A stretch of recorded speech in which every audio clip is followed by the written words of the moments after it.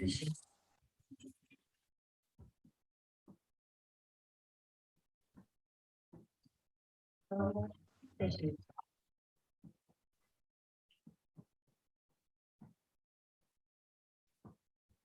everybody. Welcome to the Growing with Fishes podcast, episode 260. It's hard to believe we've done that many of these. We have with us today a returning guest, Brian Filipowich, who is the chairman of the Aquaponics Association, puts in a ton of work helping educate people on aquaponics, not only for schools, but many other types of things as well. The commercial group, researchers, and all different types of things. So really does a lot for the community. So we thought it'd be great to have him on and tell us about the upcoming conference.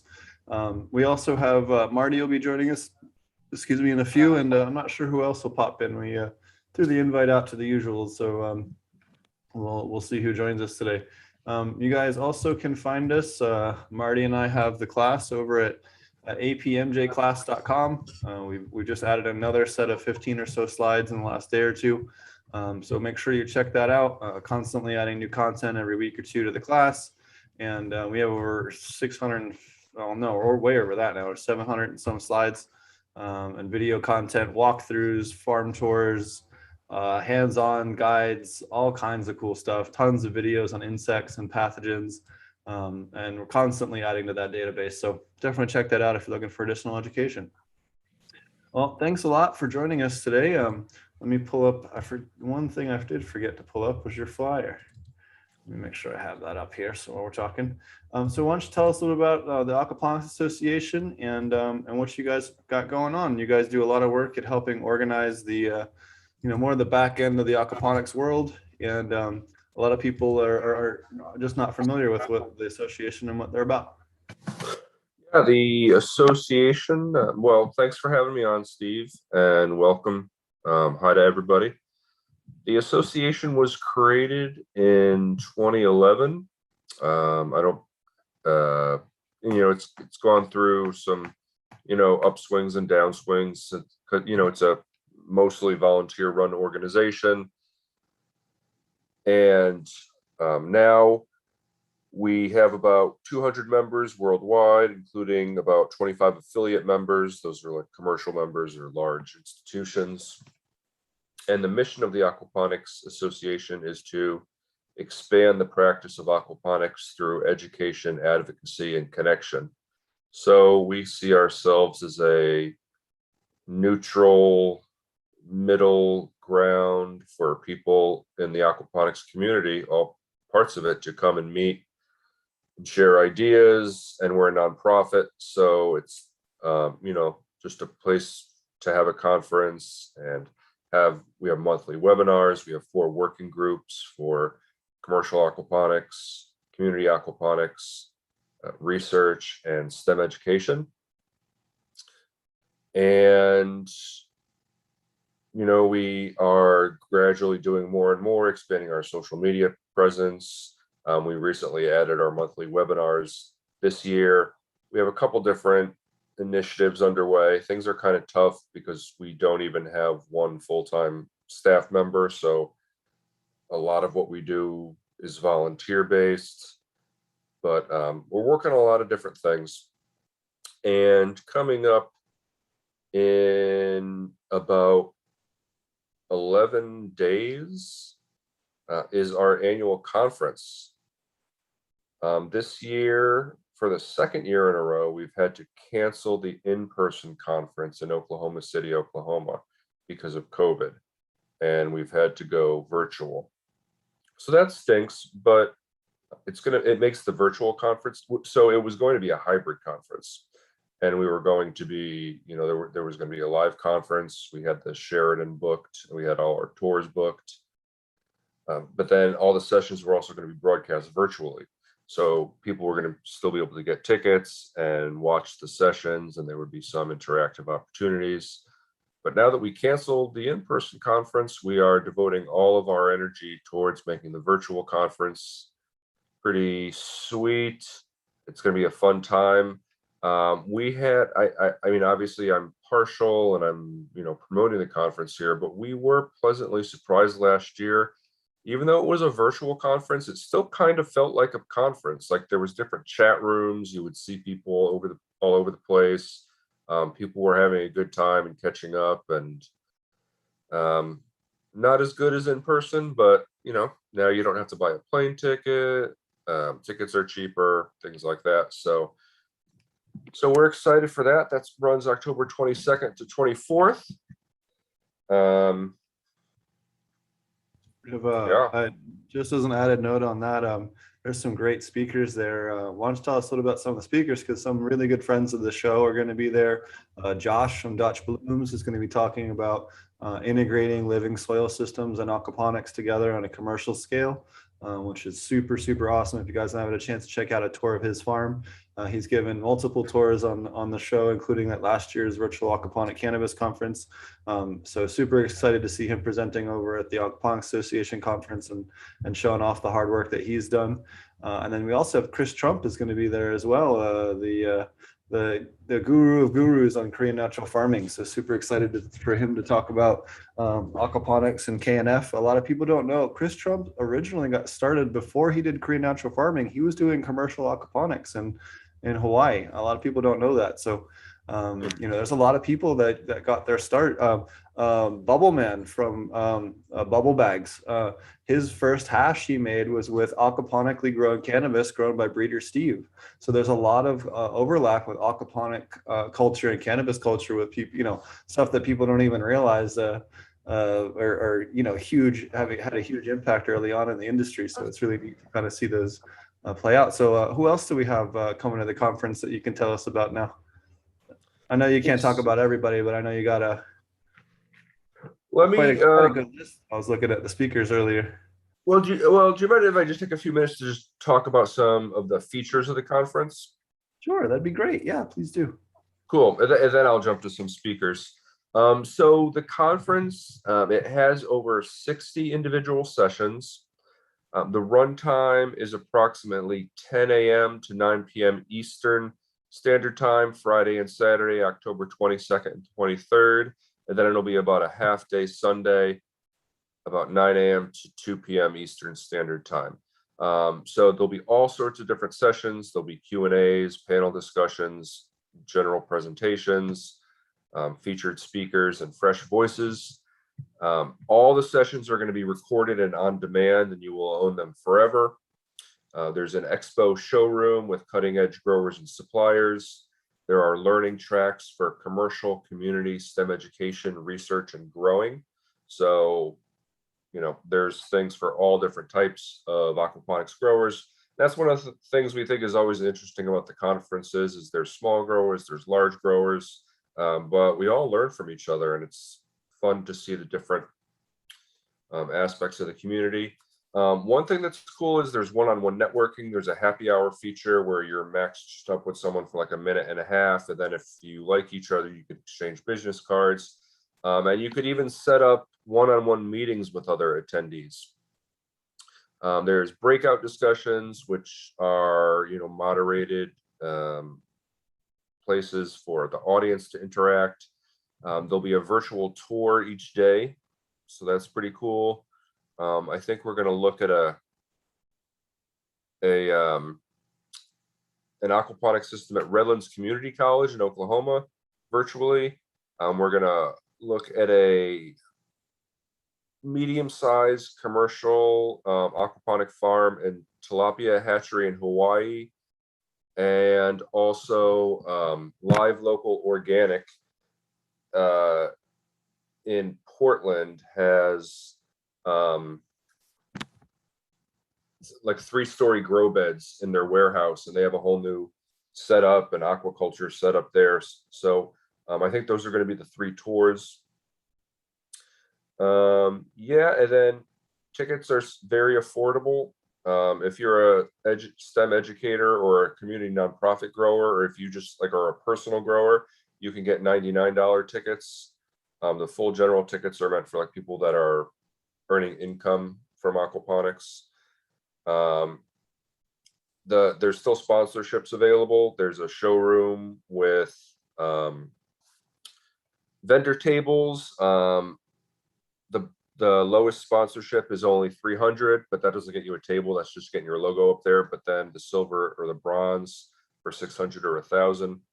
And then I don't know how many school teachers we have in this audience, but I will go ahead and mention it. We have this cool new Aquaponics school pass in which you can get a ticket for all students and staff of a learning institution for, so for higher education, it would be only $300. And if you're a big agricultural school, you could literally get 100 tickets for your students and staff for $300. For high schools, it's 200, and for elementary schools, it's only 100. So those are the basic aspects of the conference. It's you know, it's going to be exciting. And then let me see if I could pull up that list of speakers. Okay, let's see who we have here. So you, Steve, you talked to Vernon Bird a bit last year, right, from Hawaii? Yep.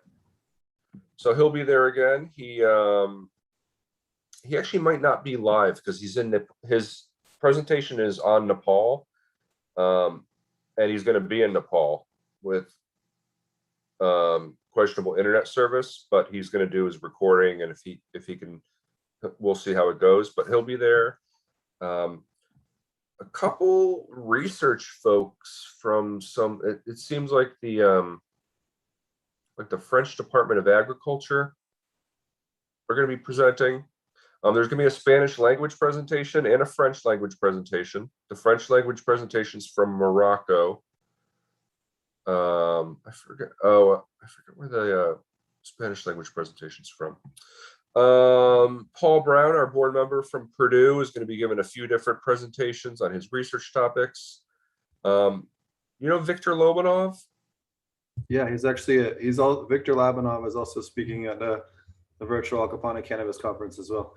Okay, yeah, a couple other people had mentioned him. I don't believe I've ever met him or heard him speak, but I think he's doing 2 presentations.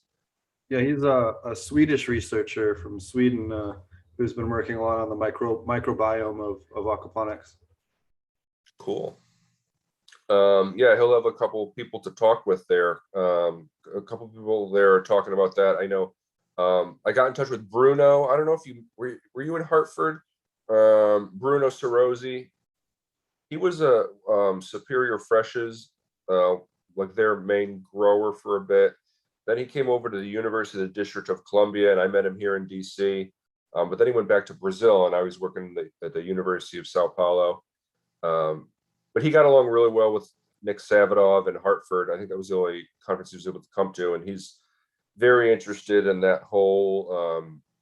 He called it unlocking the black box, like the whole microbial interaction of what's going on in an aquaponic system.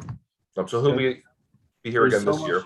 There's so much that we're learning every day. In fact, there was just a really awesome post, and I'd say it's a really good point to bring this up. Give me 2 seconds to bring it up. Shout out to Zenthanol or Sink Angel, Matthew Gates. He's in my opinion, one of the most knowledgeable people on pathogen control. He just posted this super cool article about how our vascular mycorrhizae do not process nitrogen properly without the presence of, was it this one? No, where is it? Without the presence of certain amoeba and protists, and how protists, where is it here? One of these is about protists. About how protists play this huge role in nitrogen processing in plants. Why can I not find it? Of course, I can't find it when I want to talk about it quickly. Is this it? No. Anyways, forget that idea. But so, anyways, somewhere on his page recently, he posted a super cool article about protists and nitrogen processing. Is this it? Yes, here it is. About rhizobia playing a huge role in nitrogen processing in plants. And it's like, you know, we're discovering that a lot of these things that we traditionally blanketly labeled as pathogens, actually, they need to be there, and they need to be there in a regulated way. by being regulated by populations of other microbes. And if they do that, then the plant's flavor and immune system and color and growth rate really are accelerated. And he's really one of the better people to follow on in terms of insects, especially, but also just interesting plant articles. But definitely check that out. Yeah, that sounds very interesting. And oh, we also have this other great speaker named Steve Reisner. Looking forward to having you again, Steve. I thought of that because you said about the flavor. That was one of the presentations I was looking forward to, about increasing the flavor of aquaponic crops, or Yeah, crops in I general. just wanted to mention the name of that paper in case anyone's listening. It's Regulation of Legume Rhizobial Symbiosis, Molecular Genetic Aspects of Participation of Reactive Oxygen Species. Yes, I'm super excited to present on, I'm going to be giving a talk on how to improve flavor in aquaponic crops and a lot of the different things that we've found. It was one of the things that we actually studied at the aquaponic source when I was there under Sylvia. We did extensive testing with peppers on capsaicin levels, as well as tomatoes and why those tomatoes tasted the way they did, as well as all the work I've done since then in cannabis and other crops. So that'll be a really fun talk. We're going to get into a lot of the different science of why plants taste the way they do, how to improve it, and what those flavor compounds actually do for the plant beyond tasting good. So it'll be a lot of fun. And then we're also going to talk about microbes, and we're going to kind of talk about insect controlling microbes, fungal controlling microbes, and mineralizing microbes, kind of as three separate sections. So that'll be awesome.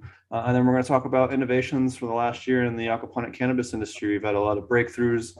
There's a lot of cool research projects, one of which was inspired by a gentleman from Vietnam, and a bunch of other cool things that around open sourcing some of the data on nutrient levels and ferments and compost teas for people that are growing organically or sustainably, like in aquaponics and living soil. There's a lot of research coming out now about longer term ferments being really incredible for supplementing things in a way that's non-harmful to the fish. So we're going to be talking a little about that, some other super cool stuff that we've been working on, as well as some breakthroughs in pest control and some other things that we've kind of discovered along the last year. So that'll be fun. Yeah. There are a few other more I'll go ahead and mention. Kendall Lang, the CEO of Fusion Farms in Puerto Rico. He's doing a few presentations, a few of them like displaying the farm, talking about their controlled environment and the benefits of controlled environments. And also their farm is hurricane proof, because Hurricane Maria that really hurt Puerto Rico was one of their main drivers in making the new farm. Another interesting project, Ken Rust from Louisiana, who's been at a bunch of our conferences, did a recent installation of a solar powered decoupled system on a prison camp in Haiti. And he's going to do a presentation talking about that.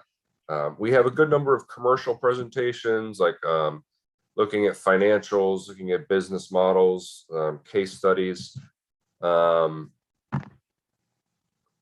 Let's see. Oh, Wilson Leonard with his Symbiponics method of sizing and management, which that should be. He's always an interesting speaker. So. Oh yeah, he's a great speaker. He'll be speaking at our conference as well. That's yep. He's got a great book out too. For those of you that don't know, he has probably the single best commercial aquaponics commercial book in terms of commercial growing. And then he has a wonderful newer book. I haven't had a chance to read the newer one that came out in the last year. I don't remember what it is, but he had a newer book that recently came out as well. Yeah, he was a provocative speaker last year. And I was actually, about 20% of our sessions last year accidentally didn't get recorded. And, there was just nothing we could do. And one of them was one where he was really being provocative about the aquaponics research community, how it's woefully inadequate, and, getting into little spats with some of the other folks. Spats are good. You learn stuff when people argue. Yeah. And plus it makes for interesting watching. This is the new one, the Symbiponics Aquaponics method. I have not read this one. I own the paper copy and digital copy of this one. I think it's one of the better reference books. I don't personally agree with everything in his methodology, but it's what the best top to bottom, cover to cover book that you can get out there. And there's nothing wrong in his stuff. There's just different ways to do it that we differ on minorly. But definitely one of the best top to bottom for larger scale operations.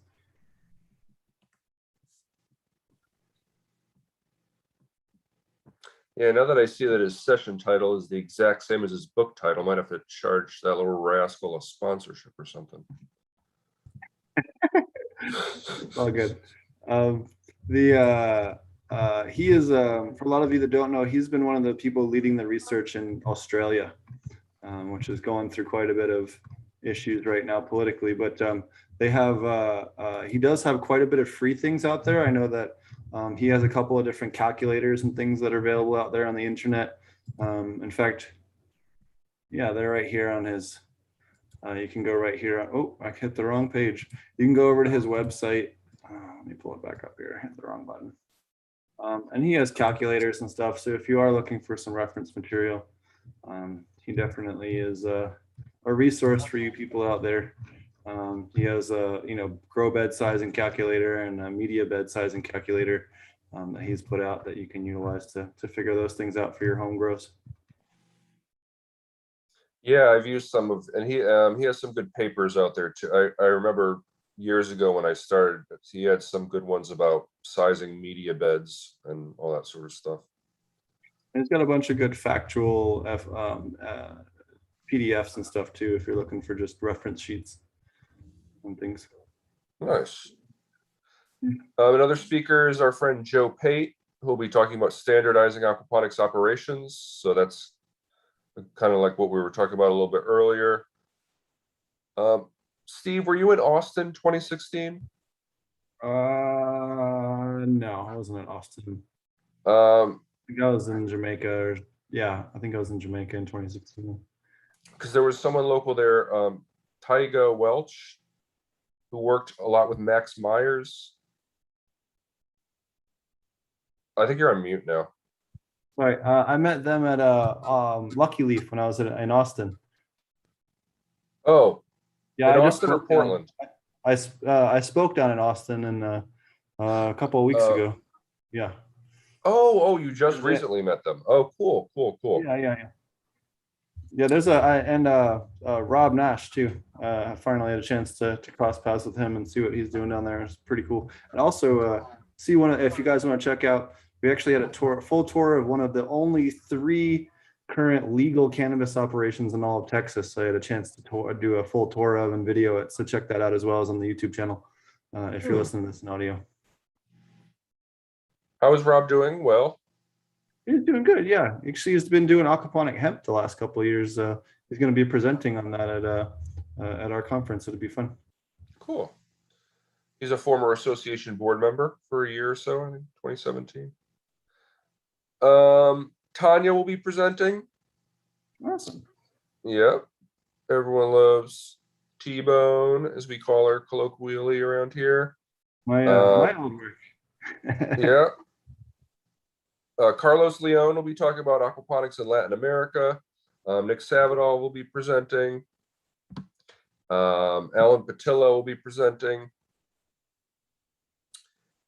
I think Ed's another great speaker. I was going to mention Ed. What's Ed's last name? Ed. I'm sorry. What was it? Tivnan. Yeah, he's another great guy out there who really is getting deep on the science. He's been sending out samples to different soil samples to different groups. He sent one off to be soil analyzed a couple different times, which is really cool to see. Just interesting to see the amount of different things that he has worked on over the years in terms of research around aquaponics. He really is one of the people pushing it hardcore on the education side, and definitely someone to check out if you're looking more on the STEM and school education side of things. Yeah, Ed will be doing, Ed leads our STEM working group and is in charge of the STEM learning track. And so he'll be presenting himself, as well as Sam Fleming and Gimo Sarodio. Those are, and a few other people on the STEM team. I forget exactly who. John Dupuis, and then Paul Begay from Louisiana will also be there from AST Filters. Yeah, so those are some of the folks that this crowd would know. Julie Ogden will be doing some stuff on food safety, organic.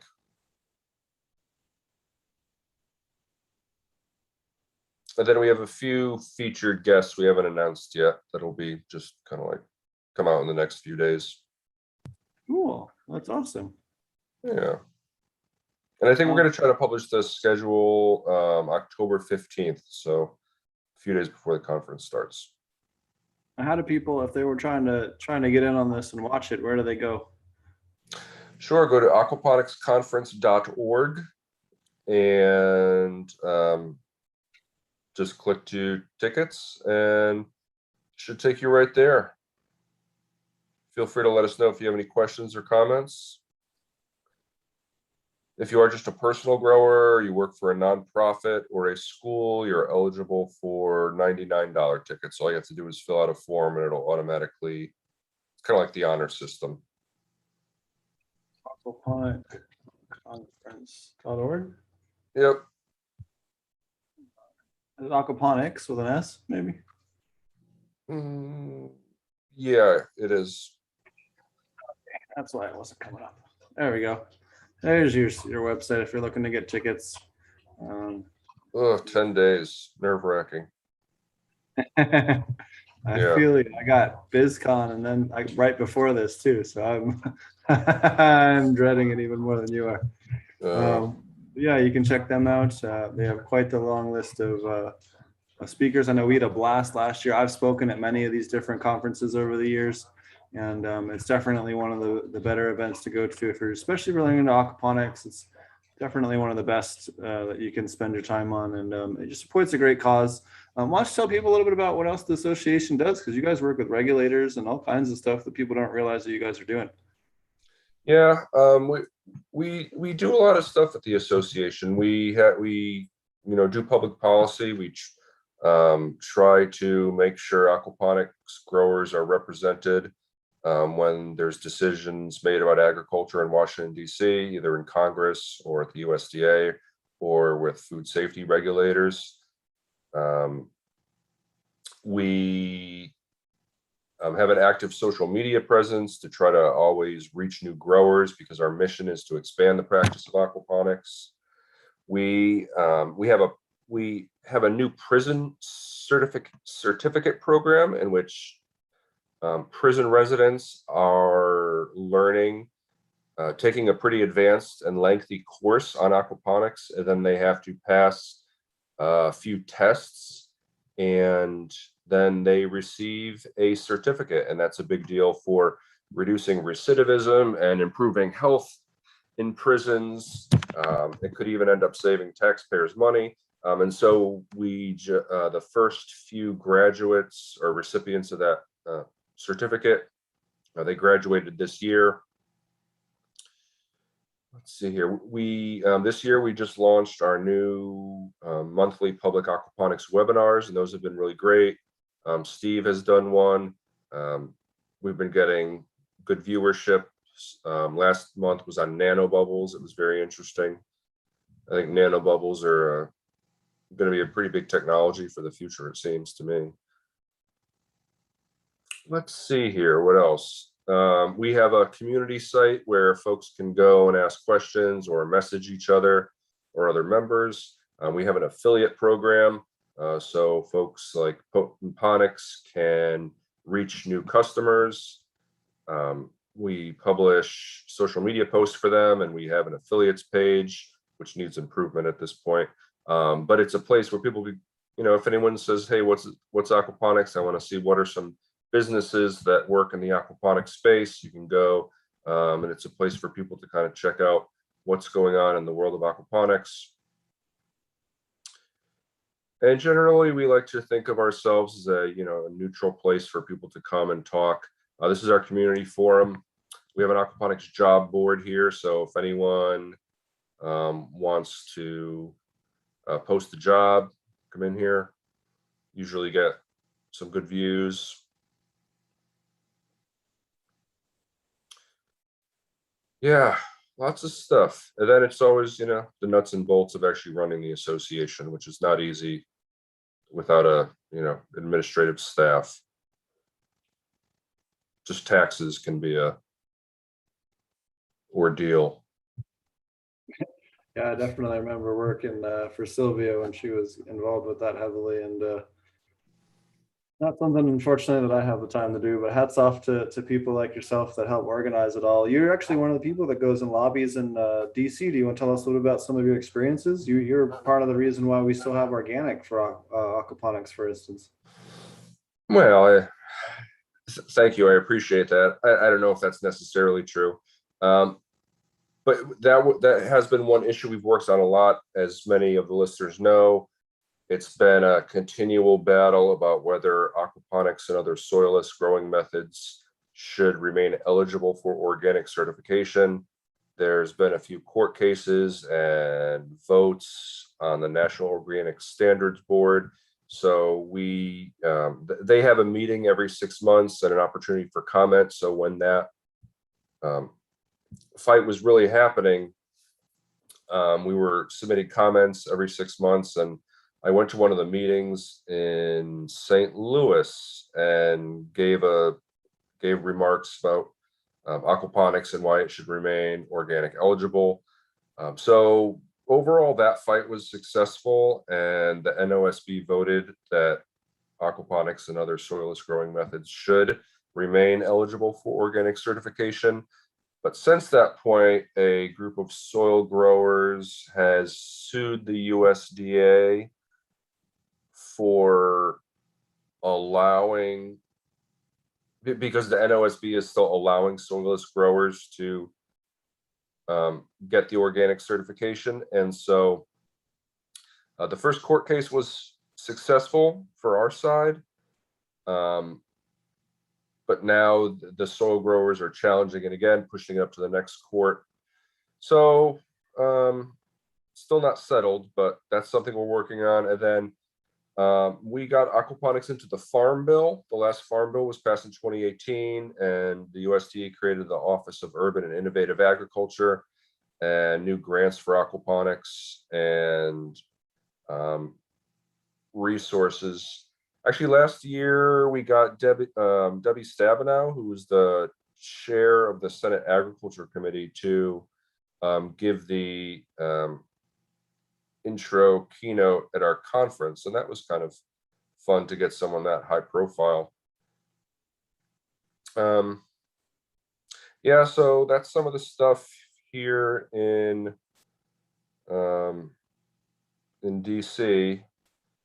And then, you know, I'm sure there'll be state legislature and state government issues sometimes, and so it's just, you got to stay on top of it, because you never, like, these regulators and legislators, they don't know aquaponics really, so you know, they could accidentally slip some wording into some bill or something that just completely, you know, gums up the works. And so it's important to just kind of be monitoring it. Not that we have like the appropriate staff to do it the right way, but you know, you gotta start somewhere. Yeah, no, let them know you're here, you know. We see those types of issues all the time with the aquaponic cannabis industry, because if you're an aquaponic cannabis producer, you can't legally apply for a meat processing license because they're federally inspected. So you have that issue with, you can't do dairy or meat.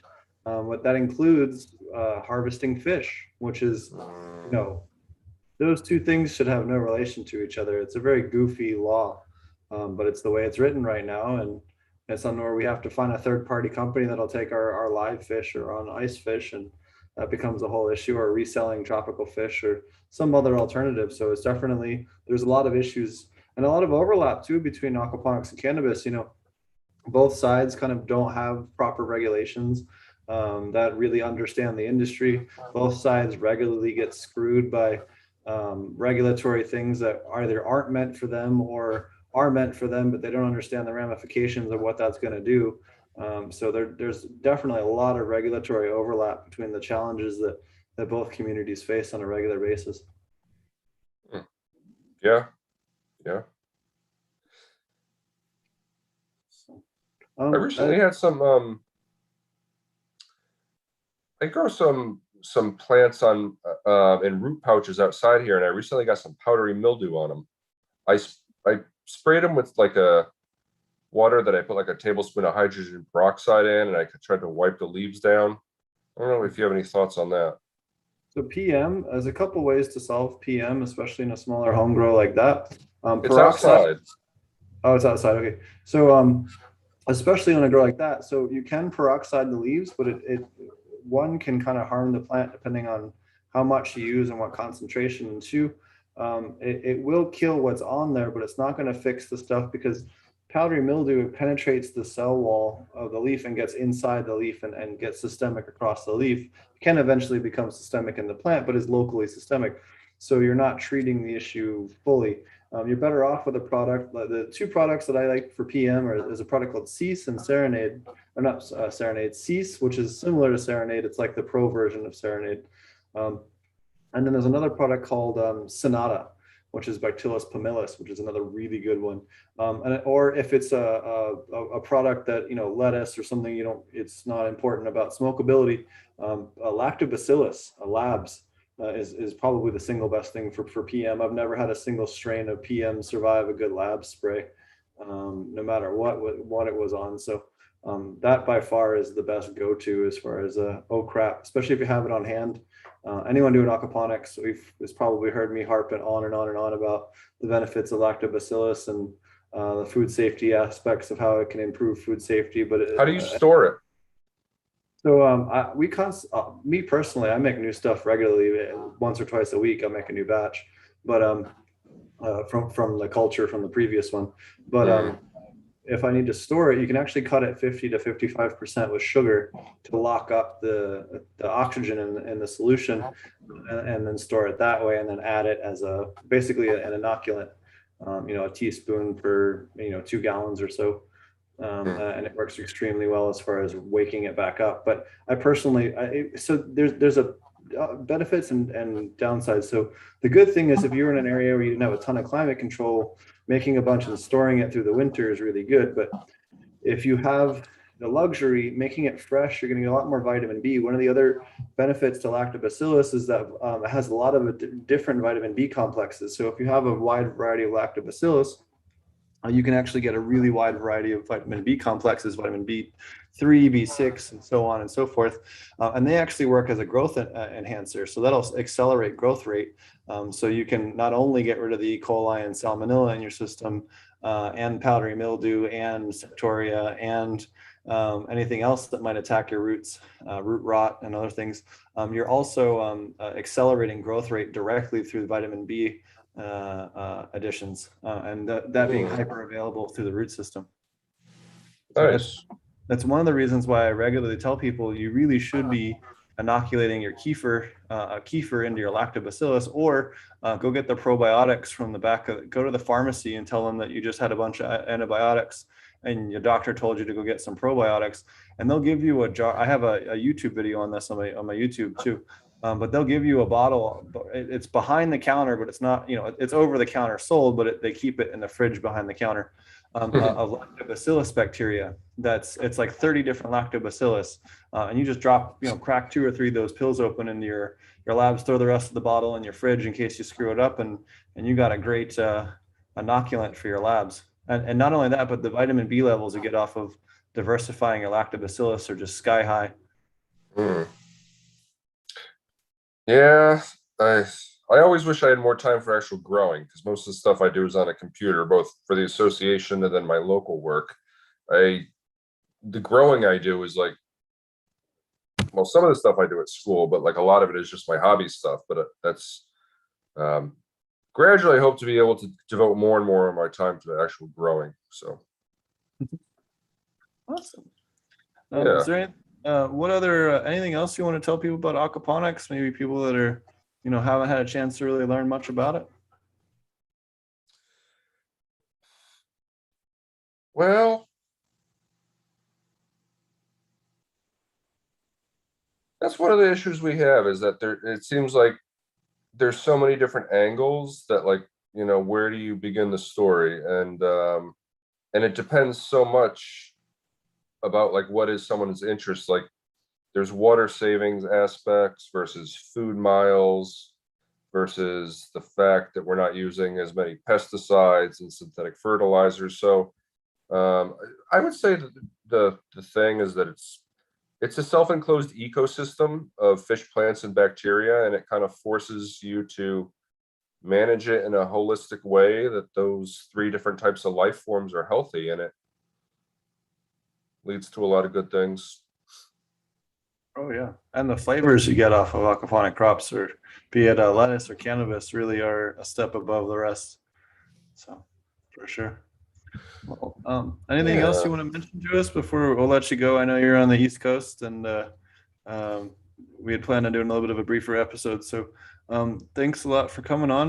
How can people find you and all the awesome work that you're doing? And what else is there if they're looking for more education on this type of stuff and through the association? What other resources can they find? Yeah, well, I would say first, just in general, our website is aquaponicsassociation.org. Um, if you're interested in coming to the conference, aquaponicsconference.org. Our aquaponics community site is public, so you can go and make a login and still follow what's going on there. You can follow us on Facebook, Twitter, LinkedIn, or Instagram. We try to post at least once a day. And then you could also sign up for our monthly public aquaponics webinars, which are free. As the title implies, they are once a month. So if you miss one month, stay tuned to our social media channels, and you'll see the flyers, and you sign up and, start to meet the different people that are in our community and ask questions. Yeah. And there's a quick link to that. And then you can also find them at Aquaponics Association on Instagram and Twitter and all the things. They have a Facebook page too, so check them out. And yeah, thanks a lot for joining us. My pleasure. Really, Thanks for having me again, Steve. yeah, it's always fun to help you guys out, and love being part of the association and helping kind of shape this stuff. I think there's a lot more, always more work that needs to be done, but it's nice to see and be with fellow people that understand that, and all that's involved in some of the different things. But also it's been neat too, kind of having been around. I think yourself and myself and there's only a handful of us left that have been around for a long time, since the early days back when I was still at Sylvia's, and it's really kind of neat to kind of watch it over time kind of evolve and become what it is today. So Yeah, we're still kind of at an inflection point of the industry, in terms of more and more commercial farms of significant scale and things like that. So it'll continue to be interesting. well, it's certainly exploding. I tell you, last year we only had Australian speakers, Canadian speakers, and American speakers at the Aquaponic Cannabis Conference. This year we have Sweden, Switzerland, South Africa, Vietnam. There's a lot more in the world that's starting to come on, and they're wanting to do things sustainably, and it's pushing a lot of money into research and other things that kind of didn't really have a good source for that type of research earlier on. So you're seeing that also feed back into that as well. So it's kind of nice to see, all different aspects of the industry really helping bring it to the forefront. So, and what's the date on your the Aquaponics Association conference one last time before we wrap it up? October 22nd through 24th. All right. Yeah. Well, you guys can check that out at the Aquaponics Association conference. And if you guys are looking for, hold on 1 second. We actually have someone that wants to join us here. One of the other speakers from the conference, actually. Oh. Yeah. If you have to run, I understand. I can stick around another 5 or 10 minutes. I just know that it's getting late over there on the East Coast. Yeah. Yeah, I do go to bed relatively. I have a 3-year-old daughter, but I'm fine.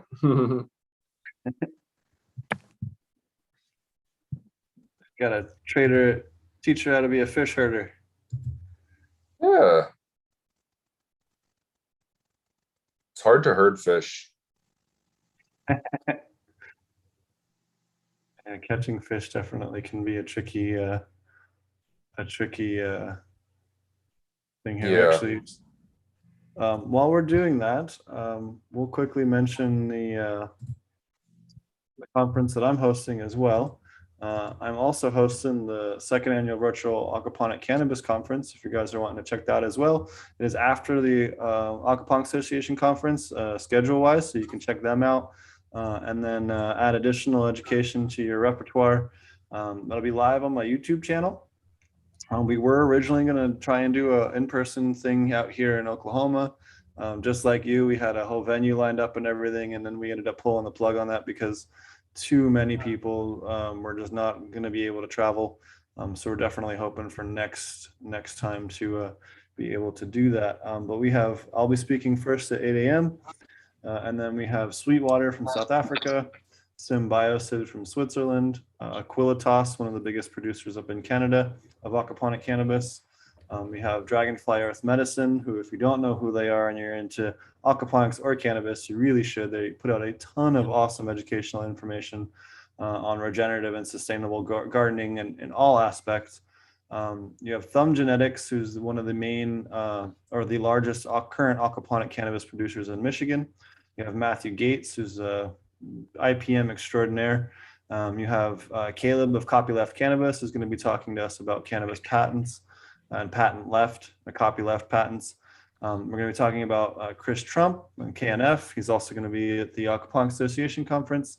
We'll have Dr. Wilson Leonard, who will be at both conferences. We'll have a commercial panel with a bunch of different commercial scale producers from around the world.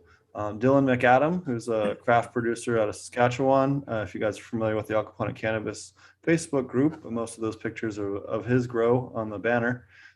He won the last 3 banner contests, and that's all by vote, not cherry picking. We have Quan Con Pham from Vietnam, who's been doing probably some of, in my opinion, the coolest research currently in aquaponic cannabis or aquaponic production period in regards to mineral supplementation and ferments as supplementation. We have Wendy Kornberg, who's another CanF expert.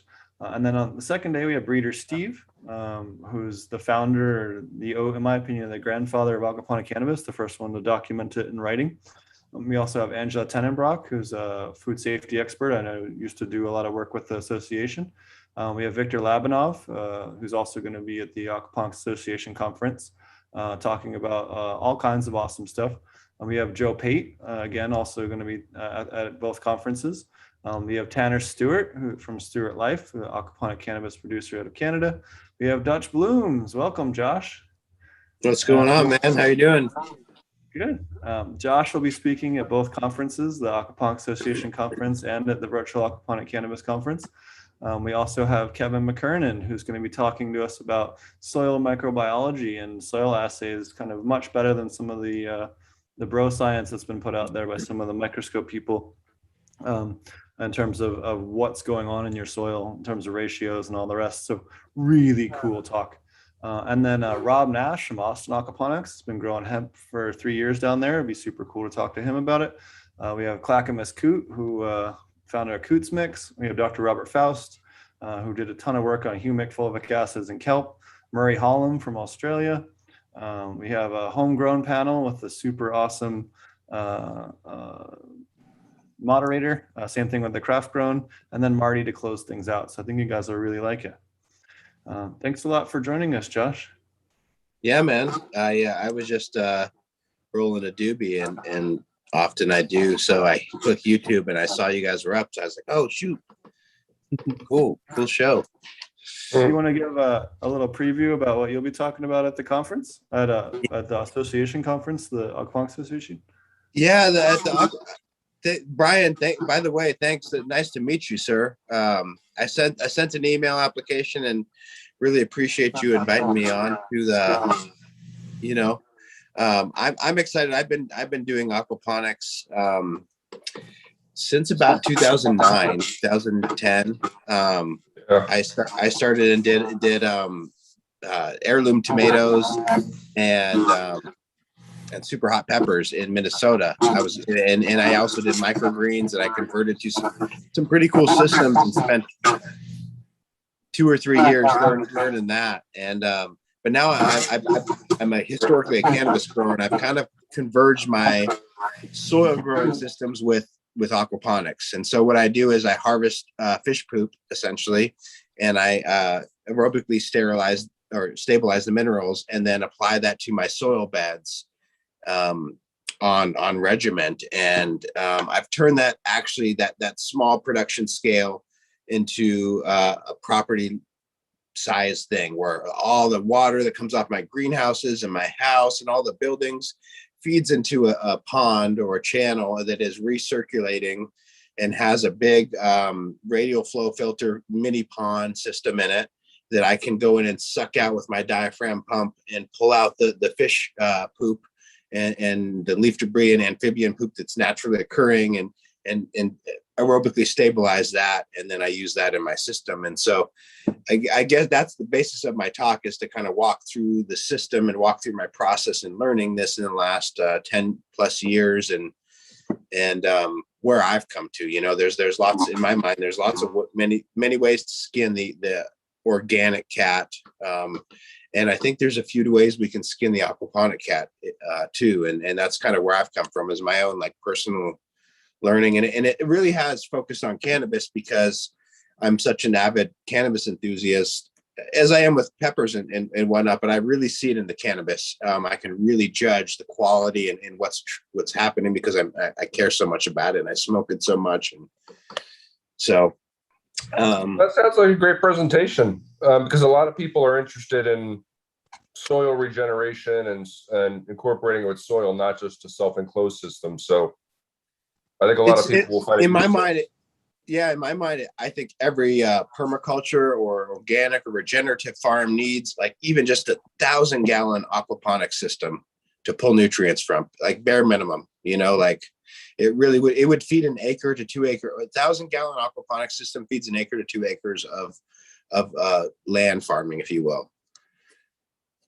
So Yeah, it's really cool. I wanted to just say I've had the chance to not only visit Josh's class, but visit Josh's farm, but teach a class with him at his farm. And he is really one of the coolest, most unique farms that's out there, that really truly incorporates large scale regenerative living soil with aquaponics in a very integrated farm size design, where he is, maybe just give him a quick rundown of the layout of your farm, because it's super, super cool. sorry, what did you say? Give me a rundown of what? Oh, just a quick idea of your farm. I'll throw some visuals up, but just how you have the pond and all of the flow through stream and everything else. It's so I essentially started with like, okay, it's multifaceted. Water conservation is one huge part of it, and I'm actually, Brian, I don't know if you know, but I put on a conference, the Science of Regenerative Organic Cannabis Cultivation Conference, and this year's theme is all about water. And because it's like, I'm in Washington State myself, so we aren't really pressed on water at the moment, and we have a bountiful supply of water. We actually create our energy where I live off of the water supply, off the mountain runoff, you know. Mm-hmm.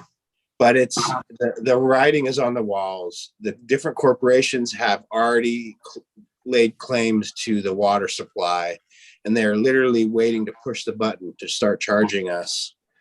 And like California, California is already there, and it's going to follow suit West Coast to the rest of the country, in my mind, as water scarcity becomes an issue, and it raises the need for aquaponics, because aquaponics is a water conservation deal. But in my scenario, I need, because I couldn't afford to build an acre farm aquaponically. That's essentially where the dilemma came to me. Like I was really familiar, but I couldn't afford to build out what I wanted to aquaponically. And so I went back into the soil, and then I built a pond. And that because my property is on a slope, I could build a pond, and then I dug a trench and built another like small pond, and that small pond became my radial flow filter. And I'll show some pictures of this, in the talk. And then I have a stream that it flows through, and then it can, all the biology can do their thing. And I'm kind of adjusting the thing as we go and just figuring it out. But the idea is that everything feeds into it, and I'm creating more loops on it, just like you would with an aquaponics system. When you get inspired, you're like, okay, let's loop off to a lettuce thing. Let's loop off to a pepper thing. I'm doing that, but on a 10-acre scale. So I'm looping up to my cows, looping up to this little fish pond and all my little projects. I look forward to seeing it. Yeah, man. I really appreciate you letting me get a chance to share it. Yeah, our pleasure. You guys will both be there. Hey, it's 10:30 here on the East Coast. I'm going to sign off for now. Josh, it was good meeting you here over the computer, and I'll be seeing you again in about a week and a half. And Steve, thank you again for having me on. I appreciate it. You've always been a good friend to the association, and that will continue. So talk soon, everybody. Take it easy. So, man, have a good night. You too. And if you guys are interested in supporting educational initiatives, sane regulatory systems, and all the wonderful things that we also cherish in the cannabis industry, please, definitely spend the $100 a year, whatever it is, and support the association. It really does help move a lot of things forward. And not only that, but a lot of it goes towards teaching kids about agriculture, which I think we can all get behind 1,010%. So what's new with you, Josh? You got all kinds of cool shit going on, man. I do too, but man, I just want to tag on to that last part, because I think that's like one of the coolest, most underrated things about aquaponics is how it's creeped into the school system more than regular gardening. It's really interesting. Like something about growing plants in water, whether it be aquaponics or hydroponics, really intrigues people.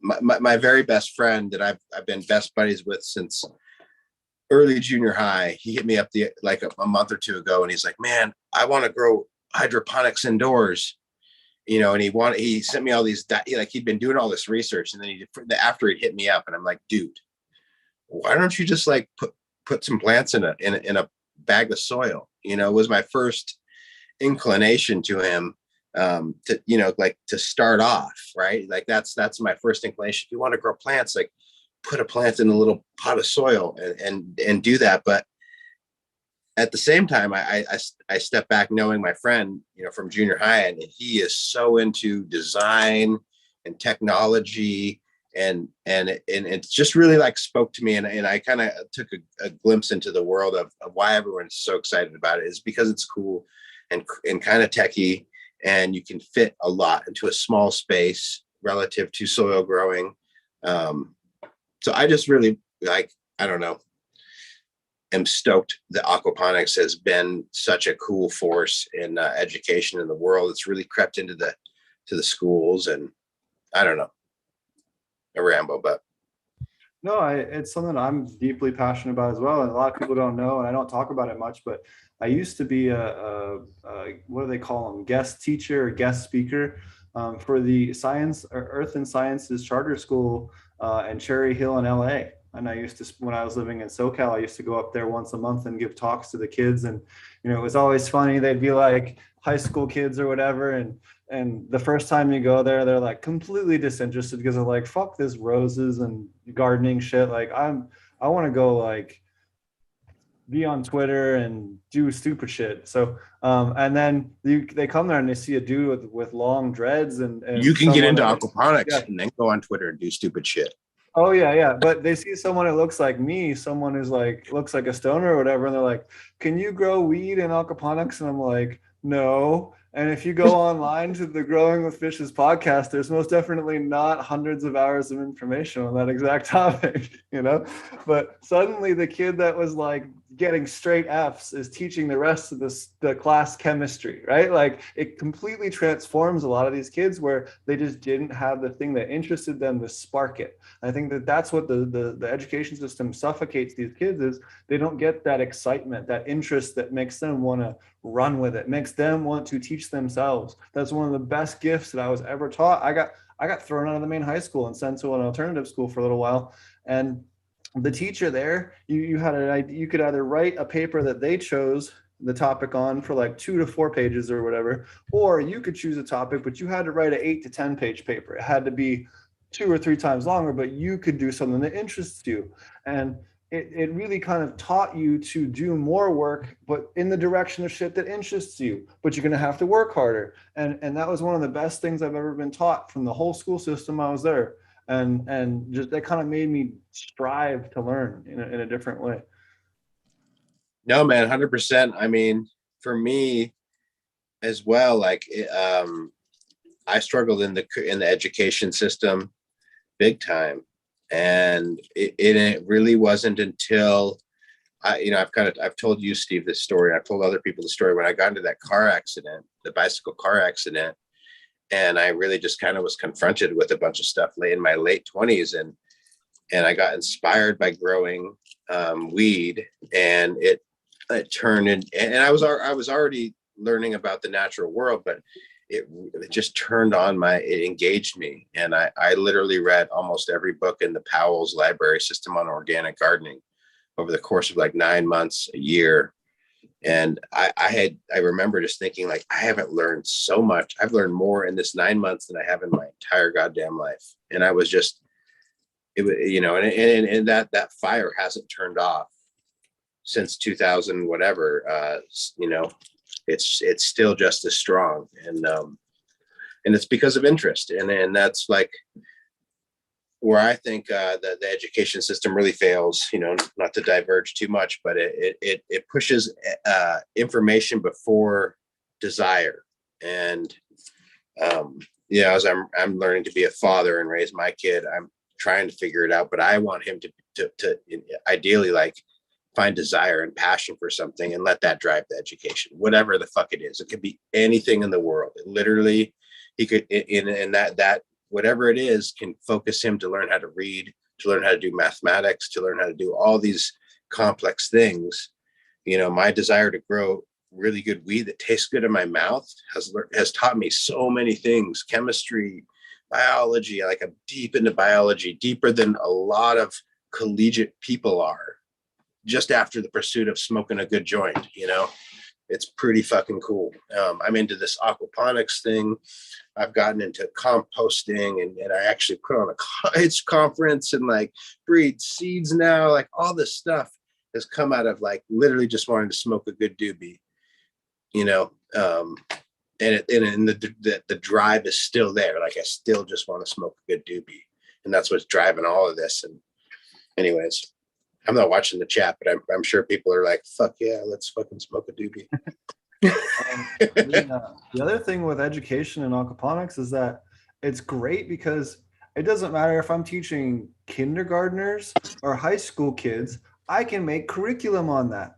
I can teach first and second elementary school kids about basic biology and the basic, food cycles and food nutrient recycling and all this type of stuff. And then we can get at middle school, high school, we can get into the chemistry and the physics and how bell siphons work and water chemistry and plant biology and insect biology and all, you can kind of go as macroscopic or microscopic as you want on the topics and the depth of it and the different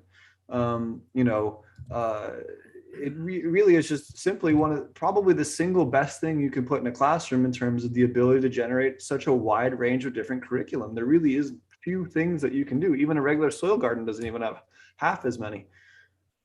It's true. It really is true with the pumps and the energy conservation. It really pushes so much creativity. Like the idea of, I'll keep going back to my son because he's the center of my world, but I'm watching him play in his sandbox and turn on the water and watch the water flow and dam it and do, you know what I mean? Like make all the little ponds and puddles. And we all did that as a kid, you know, any chance we had. I fucking love that. And aquaponics to me, when I got to, like into that, it was like, that was the ultimate version of that. Like, you know, it was like, how low can we go? Literally, you know, pump it up high, and then how many levels of cool shit can we add along the way till we get to the very bottom of the bottom, and then pump it back up. Oh yeah. But not only that, like my first exposure to aquaponics was, I don't know if you remember this, they used to sell, I don't remember what company it was. I think it was what became Perfecto, which I forget, were they All Glass, I think they were called before that. They used to make a thing called a river tank kit. Do you remember that? It was an insert No. that silicone into the tank, and it would create like a multi-tiered thing with the opening for the water in the front, so you could see the fish and the going up the stream or down the stream. And it had the pump had little channels that you'd hook the hose up to with like a T at the different levels, and it would spit water out to go like super slow trickle into the different pockets that had plants. So it would like filter. It was a aquaponic system, but before, you know, aquaponics kind of had a name. That was the first time I'd ever seen one. And then, you know, my uncle used to work for Disney, so I got chances to tour the one at Epcot quite a few times as a kid. So Super cool. do you want to why don't you tell everybody about the conference you have coming up? I gotta run to the restroom. It'd be a great time for you to tell everybody about the conference, some of the dates, and some of the awesome speakers you got lined up, because you've been working as hard as I am on that stuff. Yeah, it's I'm starting to really focus on it. It's the Science of Regenerative Organic Cannabis Cultivation Conference. It's a touring conference. The locations are Humboldt, California, and Garberville, Michigan near Ann Arbor area, and in Maine, in just north of Portland, in Dresden. And then we're going to do Oklahoma City will be a new place this year. So there's 4 of them, and they're the last weekend of each month. So last weekend of January we're in Humboldt. Last weekend of February we're in Michigan. Last weekend of March we're in Maine, and last weekend of May we're in Oklahoma City. And it's you know, it's the science of regenerative cannabis cultivation. So that's the focus point. This year, we're focusing on water. Like I was kind of saying earlier, as far as speakers go, we've kind of had a touring group of speakers, you know, being a handful of us that have gone on through this is now the 4th year of this conference tour, which is pretty fucking amazing. And we have a handful of staples, Chris Trump being one, who teaches on natural farming, KNF, Korean natural farming.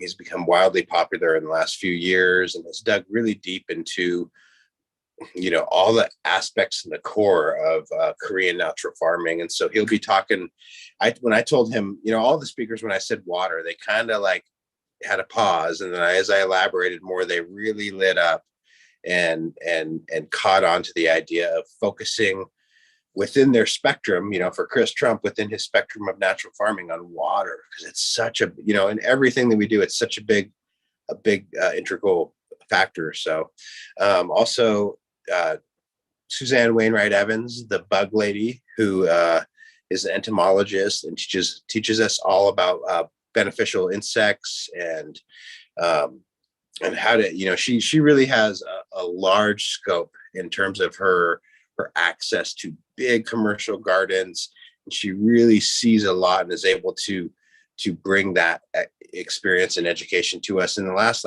4 years, she's been focusing tremendously on cannabis, and it's been really cool. And she's been working with a ton of cannabis growers, and so yeah, we really welcome her and excited for what she brings.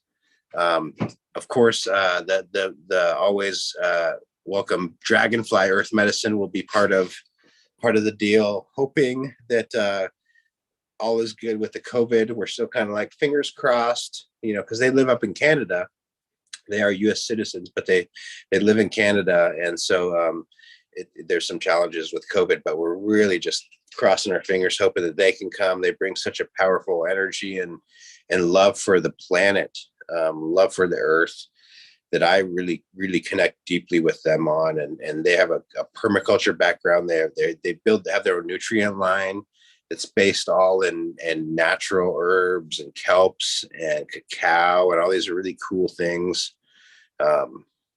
Yeah, those photos kind of speak for themselves. You can kind of just glance their social media and you can see literally the depth of their connection to the Mother Earth. It's pretty fucking beautiful. The two of them have a beautiful passion, and they're now joined by their son Sky and his partner. So it's kind of a foursome. Maybe there's some other folks to help, but they're a cool fucking team. And then my super cool friend Kevin Jodry is going to be rocking the Sunday genetic team. And what we do typically on Sunday is Kevin kind of hops up and he kind of gives his scope of where he's seeing the industry at the moment, and then he brings on a bunch of breeders, local breeders usually, that represent the region, and we get to interview them and he interviews them and talks about, all that they have going on, and kind of pulls out that sort of stuff, so that each region can tap into genetics that are working well within their region for different things. So that's kind of the Saturday and the Sunday. And then the Friday, I'm kind of piecing together a little bit. There's a couple, Steve and I will be both speaking on those days. I'm going to be giving a tour of my farm and talking through some of that.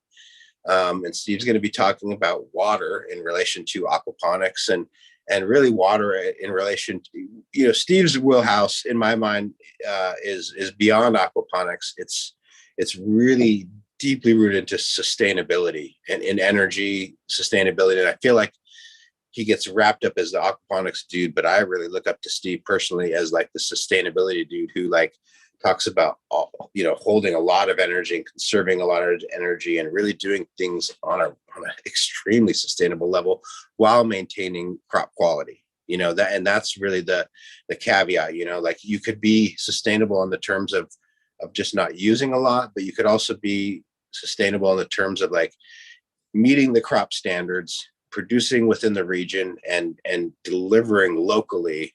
And that's kind of where Steve and I align in that realm of producing high quality, controlled environment agriculture, if you will, and then reducing the inputs, reducing to an extreme level where you're almost off of it.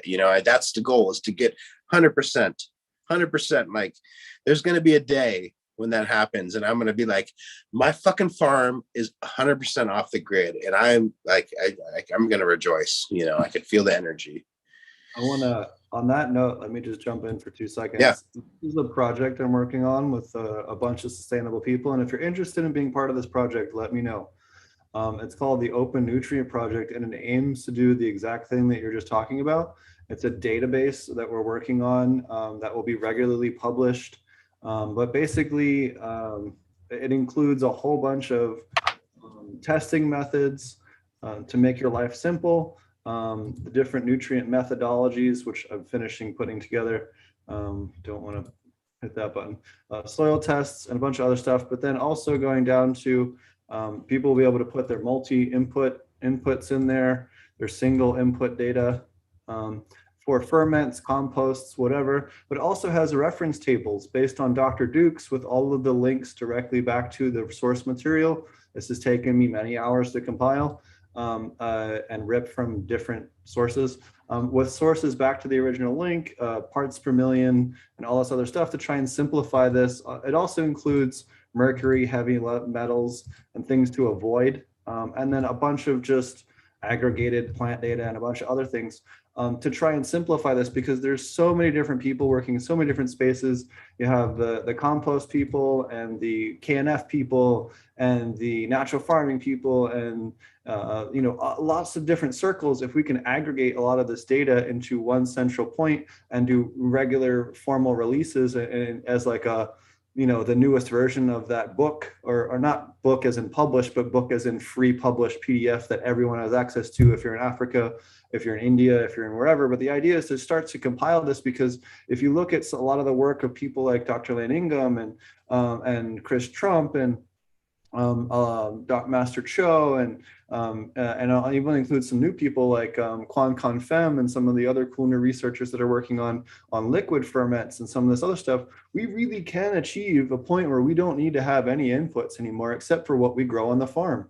And especially if you have a lot of land and you have the space to spread out a bit, we really can achieve that. And we're seeing data points now with some of the early testing on we need to test more plants so that we can balance everything out. But we can do this. And there's not only that, but you also gain benefits of certain things like phycocyanin and plant hormones and different things that trigger terpene expressions or immune system responses or other things that are even more valuable than just the raw minerals. So it really is one of the cooler projects. We're working together with lots of different people on that. I'll leave anonymous because we do have an option if you want to be published or anonymous in the data.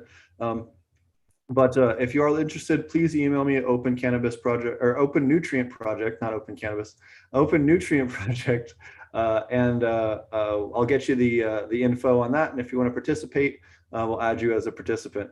Sorry, I didn't mean to interject on your speaker talk, but it's something that I put a lot of time into, and it's something I had this idea in my head for like 2 years, and then after talking with Quan Con Fem, I was like, oh shit. We really need to get this going. And then also, like, I think everyone right now is kind of in this despair mental space where like prices are down, the economy's down, things aren't looking so great for the world and the country right now. And we need something that we can do in action to fix shit, right? We can sit around and complain all we want. We need something that we can focus on to start to change things. And if we can create this database that farmers around the world can use for sourcing nutrients and sourcing inputs and other things, that's going to be transformative in a way that can have that kind of pushback against something that big. You know what I mean? Totally.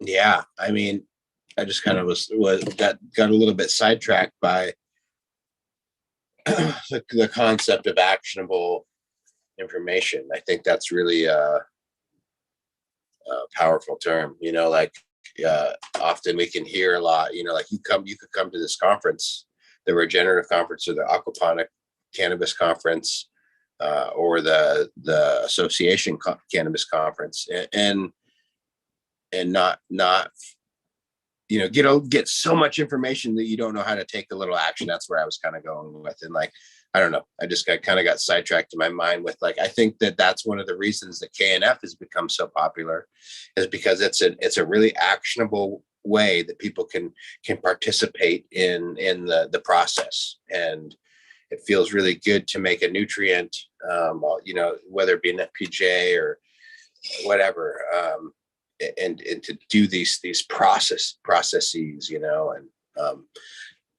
yeah, I don't know. So I was just kind of thinking about that in my head. Now I'm talking about why I spaced out. But yeah, I'm so back to the conference. That Saturday and Sunday are kind of lined out. Steve and I are locked down for Fridays, and there's 2 to 3 other people that I'm in working on locking down. Let's say it that way. That I'm really excited about, and it's going to be a good tour. It's going to be really fun, and it's coming up quick, to be honest. We're going to drop tickets November 1st. It's going to drop as an NFT, to let you know. No one has done that yet within the cannabis community as an NFT for a conference. So it'll be an NFT, which is stands for non-fungible token. And what it is it's kind of like a cryptocurrency. So you'll be able to, the way it will practically work is you'll go onto the website and you'll buy it with your credit card, and then you'll own this token that will have a logo and something attached to it, but it'll also have a smart contract attached to it that gives you admission to the conference that you're buying a token for. And that token will also have attached to it a seed pack or two. I'm holding back on releasing what that seed pack will be, but I guarantee it will be something pretty big, because I'm holding the weight of 1,000 people's worth of tickets spread across the country, and to hold these seeds and then that translate into a breeding project, is really where I'm going with it. And so that down the road we could select different, cuts or different lines from this project within each region, and then potentially capitalize on it down the road. And so that each token could be worth something of the whole, so for say somebody in Maine pulls out a really fucking cool cut that's we all want to latch onto and put out into the open market. Well, we can all have a piece of that through the NFT and in the contract. And so that's how it'll be built out, is that the NFT, as you buy the NFT, it gives you admission to the conference. It gives you access to the genetics that are then locked down. So if you pass on the genetics, or if you pass on the token, that passes with. And it's I'm kind of doing a bad job of explaining it, but I'm really excited about the concept, and I actually think that it's going to build a lot of momentum and a lot of what's the word? Profit, nostalgia, all of the above, going forward. I really think a group breeding project, and the beauty of it is it's on the blockchain, right? So that it's on the blockchain, and it's all publicly ledgered, so if whoever buys the conference ticket has the seeds, and then as those seeds get transferred and move down the line, they're locked. Sorry, I'm kind of doing a bad job of explaining it. Steve's laughing at me, or laughing at the chat. I can't tell. No, I was just laughing at, there's I've always thought that idea interesting about the genetics on that. And it's something that I brought up at who was it? I was at some in-person talk. It was either earlier this year or the end of last year. And for those of you that don't know me or my history, I love to give people that want to patent cannabis a really hard fucking time. Sure. I went to a talk. Yeah. Yeah. I went to a talk in person because there was this guy giving a talk on it. And it was one of the things I presented, or not presented, but I asked him, I said, why can't someone use NFT? It was right whenever they launched last year or whatever, right after that. I said, why couldn't someone take a picture of the genetics, get it genetically analyzed, take a picture of that, make it an NFT and preserve it that way? Legally speaking, you'd have documented record of those genetics in a way that could not be replicated. But provenance it also comes into play, right? So in provenance only starts from the point of record, right? And so this is essentially like the starting point, right? And then you can it only is what it is. Like, yeah, maybe it's a bullshit starting point compared to where things really started, but for moving forward from here, it's a starting point to collect provenance, versus it being like some IG thing that's like, oh yeah, I got the cut from Kevin Jodry, I gave the cut to Dutch Blooms and gave it to this dude, and then it passed on this dude. Like, that's a real story that something like that could happen, right? And does, right? But to actually have it on the public ledger is really where the value is, because then you can see the transaction. You can go back and verify, like, oh yeah, that thing did come. And then in our industry specifically, we really do have to rely on the history and the taste buds of the community to say, hey, like, those group of dudes are online talking about this thing together, and they're all verified that they all have it. You know what I mean? Like, because there's certain things that the whole community hasn't tasted, like there's like flavors. As we start going down the list of classic cultivars, there's a lot of people that haven't tasted a lot of them, so they have to kind of rely on this history of folks,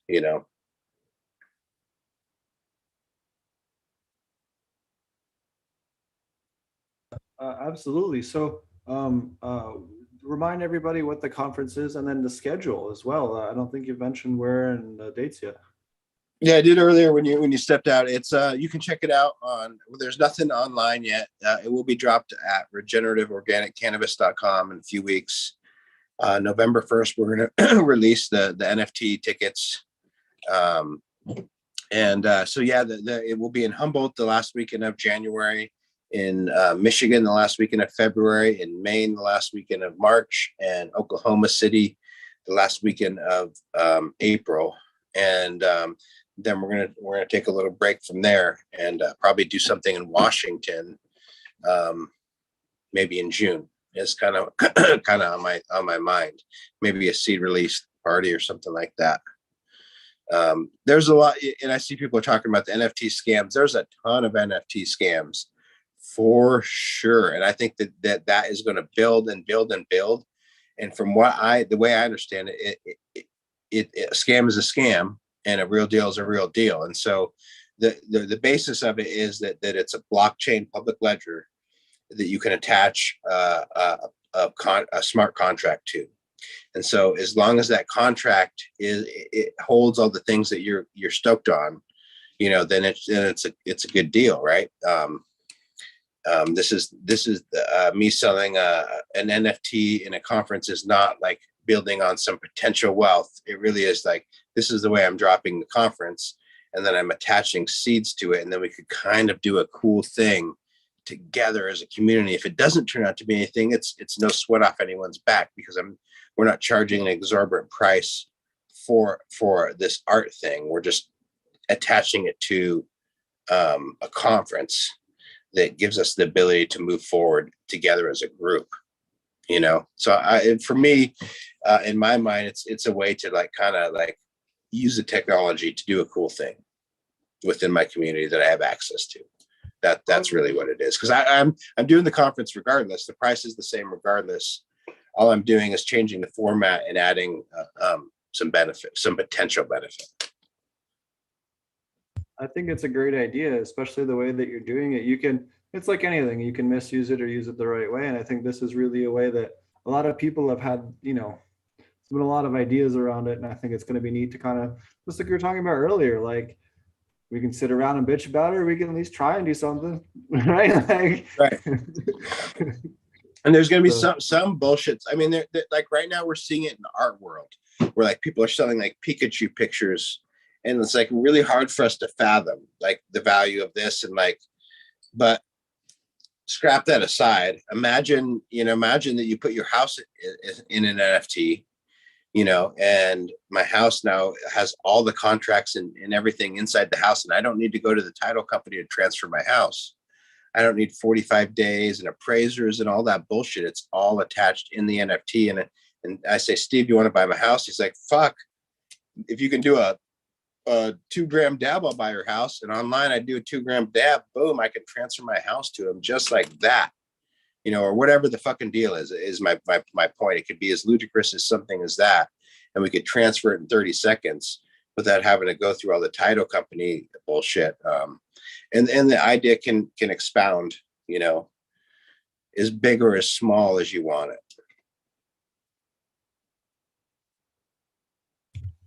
Yeah, no, it's definitely cool. What I know you've been working really hard on the conference, but it's harvest season here. What cultivars have you been growing? Because you've had a lot of really great pictures all summer. Yeah, I'm been working the Larry Chimes, which is the cherry limeade outcross, and so I'm looking at those, and the crosses I made on those. I'm really excited about. That's kind of been the focus of the summer. The cherry lime, the Larry Chime comes through really hard.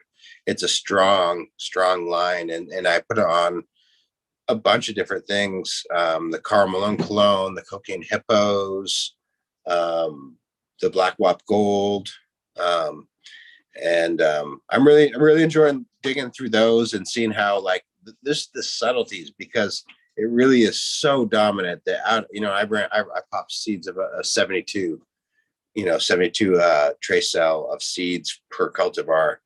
So then I'm end up looking at 30 some females, right? and the Larry chimes pushes through so hard on all of them, really, that you end up getting, 5 to 10 out of that 30 that really start expressing the female side of the line. And that's where I'm starting to work in, because I wanted to move out into that, I've also dipped into a lot of the root beer. The root beer, the mean mug stuff has been the focus of 2021 for me. I put out a bunch of those F1 crosses I made. And I'm dipping into a bunch of other root beer stuff. I have the root beer Coca-Cola I'm looking into now, and the root beer, it's on the Chem Dog Special Reserve was the male on the root beer cross. That's probably the closest to the root beer mom that I have. And the root beers, just to give credit, are all Mean Gene from Mendocino. I do a lot of work with his genetics and expound upon those, add my flavor, do my picks, do some crosses. Like I work with a lot of his stuff because it's really solid, and really climate resistant to what I'm dealing with, this wet climate, and so I take that stuff and I find the stuff that works within my climate and kind of move forward with it.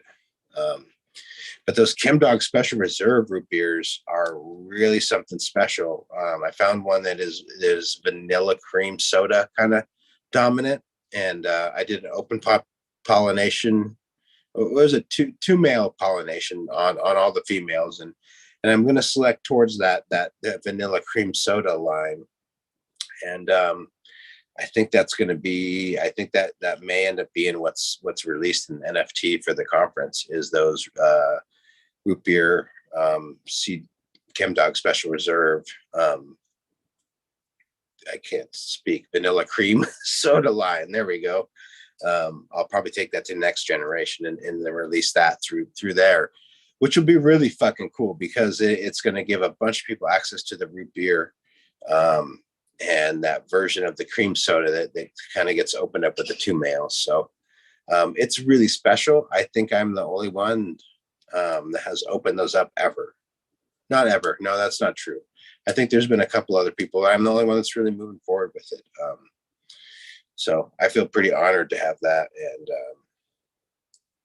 yeah, what else am I working with?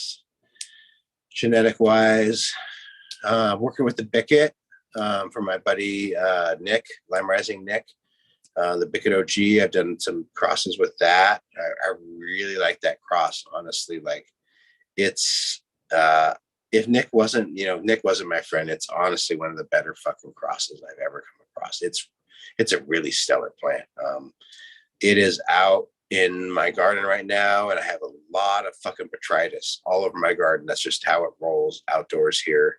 And none of the Bickets had botrytis on it. No, none, zero, fucking none. It's amazing. They're going to take longer. They're not at all ready, so I expect them to come in November, and we'll see how that goes. But as far as resistance, they are tough as fucking nails. I've run them in the greenhouse, and they stack up. The smell is incredible, GMO dominant, plus some cherry lime shit that comes out. And yeah, so yeah, I mean, there's a bunch more stuff, but that's kind of some of the things that I'm working on. Awesome. Is there any maybe winter projects or anything that you'll be working on over the winter, or is there anything maybe before that? Is there anything this year that either you thought would do really well and didn't, or anything that you kind of weren't too excited but you were like, oh damn, when you finally pheno-hunted it? Well, yeah, truth be told, the mean mugs did really well in the greenhouse and indoor, but they didn't do as well outdoor. Compared to the right next to the root beer.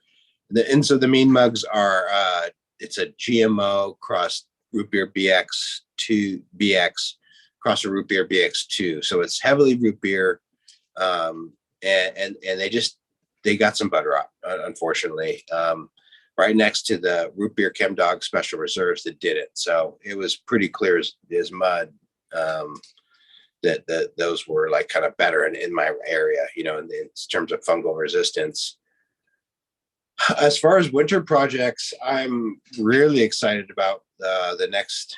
My greenhouse is stacked up with a bunch of GMO and cocaine hippos and mean mugs that will come down around Christmas, which I'm loving that. And I'm stuffing in the hollow spots of my greenhouse a bunch of skunk stuff. I got gifted some skunk one crosses for my buddy gardening with beards.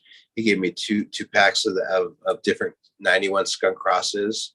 And then I got some stuff from Mr. Nice Seeds guys, a Master Skunk, Master Kush cross skunk. I got a Shark Shock, which has a skunk, and I can't remember all the crosses, but 2 or 3 things from them, those older lines. And then for shits and giggles, I decided to call out the fucking asshole Blue Sky Vienna and bought some of his seeds. And so I popped those. Did not have a great germination rate, but we're not judging yet. We'll run them all the way through. But fuck that guy for being a dick in general. But I shouldn't even be talking about him, giving him the airspace. But I bought the seeds because just like everybody else, I can't withstand a good Jerry Springer show, so fuck. We'll go ahead and run the Jerry Springer seeds. But yeah, no, so I'm going after the skunk a little bit, with what was given to me, and see, run my roll the dice at the wheel or whatever they say, we'll see what happens. I was supposed to go over to South Africa in November. It looks like I'm going to be headed over there a little later, probably right after your conferences, just because of some delays that we've had. But they have a bunch of supposedly old school 80s and early 90s skunk strains that I will definitely have to find ways to get back here to the States, because if it's true and they do have some old lines, people want those real bad. So, and that's what's cool. I think you're going to see very soon in the next 1 to 2 years international exports, at least for genetics, as long as everything is phytosanitary certificated. That it shouldn't be too much of an issue. That's all we really had to do for Zimbabwe. It wasn't, a huge deal. It was a bit of a pain in the ass, don't get me wrong, but it wasn't by any means impossible. So I think, as the future goes on, I think you're going to see a lot of breeders in the United States partnering up with some of the South African and Colombian breeders to basically, hey, if you have a great run, you get batched out in the off season and get those seeds on the market in time for spring, by producing it traditionally in, the other hemisphere. So I think that's going to become, especially long-term for the craft game, something that I think you'll see. And regionally specific genetics, like we see this in I was just talking before I got on here. I was on a Clubhouse talking about genetics with some dudes, and I was wanting to comment, but I didn't get a chance to comment to bring in like regionally specific. We see this in vegetables. So I grew heirloom tomatoes and super hot peppers, and so if you want to like be a tomato farmer, right? Let's just talk about that. You open up. There's so many goddamn catalogs. Let's just start there. So many goddamn catalogs. Then say you narrow your tomato buying to organic. Maybe we should reverse maybe 10 years, 5 years back too, because now that game has opened up so much. But 5 years ago, you narrow your tomato selection to organic, and you've dropped it down to 5, 10 producers, mass producers in the States. You have Territorial, High Mowing, Johnny Seeds. Who else is there? There's Baker Creek. Uprising is someone up here in Bellingham that I'm really into. There's a handful of them, and as you look through those kind of catalogs, you'll see they all still carry 20 to 30 varieties, 60 varieties of tomatoes, and you're thumbing through, and some are kind of like have some numbers and some weird shit, and you're like, oh gosh. And then there's one that's called like Mortgage Saver, and you're like, okay, maybe that one's cool. And then you find a pink one and maybe a green one with the green zebra, and you're like, okay, that green zebra is pretty cool. So anyways, like you pull off some that you like, and you grow them in your region, and you find one or two that can kind of work in your region, and then you reproduce that. So let's say, for example, green zebra. It's a pretty common heirloom that's available at this point. It wasn't 10 years ago, but at this point, it's available in almost every organic catalog, right? And because it's an old variety, but it's very sweet, we'd call it the dank. It'd be like having an SFVOG, but when I go to buy it, I could buy it from High Mowing in the East Coast. I think they're in Maine. I could buy it from Territorial in Oregon. I could buy it from Uprising in Bellingham, Washington. I could buy it from Johnny's, which is in like New York area. Where are they? Yeah, I don't remember, but I think they're East Coast-ish. Steve will look it up. Either way, my point is that they're like, folks have taken these heirloom varietals and they've cultivated them within their region, and they've made them regionally specific. And so you'd want to buy, if you live in Washington and you want to grow the green zebra, you'd want to buy it from these guys Uprising, because that they grow it here and they've been breeding it here for a number of years, right? And so I think that's a thing that will come out in the future. I'm working on some Afghani varieties that work well in my region. Some bulk and some Hindu, and they're traditionally not from here, and traditionally wouldn't do that well here because it's so wet here compared to Afghanistan. It's very dry. But Johnny's is based in Winslow, Maine. Yeah, so I wasn't too off there in Maine. Yeah, where's High Mowing? They're in like New York or something. High Mowing is the shit, you guys. If you don't know about High Mowing seeds, I really like. They have some badass microgreens.